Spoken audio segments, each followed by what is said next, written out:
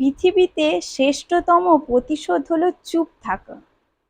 যে বা যারা তোমায় দিনরাত কথায় কথায় ছোট করে চলেছে অনবরত, তোমার ভালোবাসাকে বারবার হাসির খোরাক বানিয়ে অন্যদের আনন্দ দিচ্ছে, নিজেকে মহান বানানোর জন্য তোমার একটু মজা করে হেসে বলা কথাগুলো যেখানে সামনে থাকা মানুষটির কাছে বিরক্তর কারণ হয়ে উঠেছে, সেই সমস্ত জায়গা থেকে নিজেকে সরিয়ে নিয়ে আসতে হবে।